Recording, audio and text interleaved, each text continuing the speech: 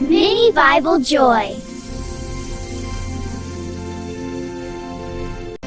Hi குட்டீஸ், நீங்கள் பயந்தால் என்ன செய்வீர்கள்?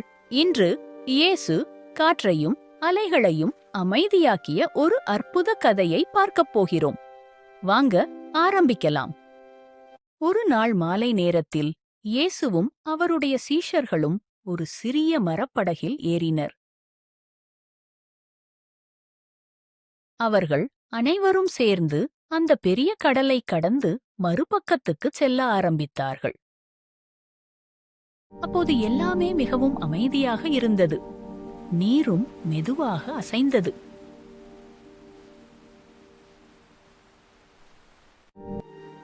இயேசு மிகவும் சோர்வாக இருந்தார்.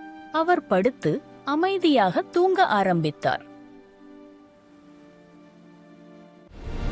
திடீரென்று பலமான காற்று வீச ஆரம்பித்தது.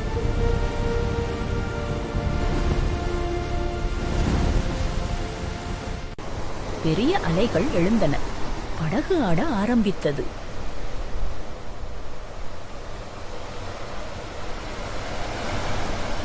நீர் படகுக்குள் வர ஆரம்பித்தது. அது மிகவும் பயங்கரமாக இருந்தது. இயேசுவின் சீஷர்கள் மிகவும் பயந்தார்கள். என்ன செய்ய வேண்டும் என்று தெரியாமல் கலங்கினர். அவர்கள் கூப்பிட்டார்கள், இயேசுவே, எங்களை காப்பாற்றுங்கள். ஆனால் அந்த எல்லா சத்தத்திலும் கூட இயேசு இன்னும் அமைதியாக தூங்கிக் கொண்டிருந்தார். அவர்கள் அவரை எழுப்பி, இயேசுவே, தயவு செய்து உதவுங்கள் என்று கேட்டார்கள். இயேசு மெதுவாக எழுந்தார். அவர் மிகவும் அமைதியாக இருந்தார். அவர் காற்றையும் அலைகளையும் பார்த்தார். அவர் பயப்படவில்லை.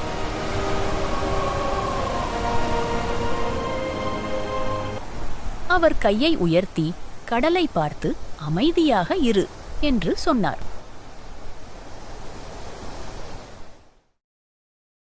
உடனே காற்று நின்றது.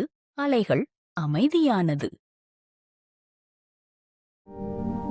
கடல் மீண்டும் அமைதியானது. எல்லாமே சாந்தமாக இருந்தது.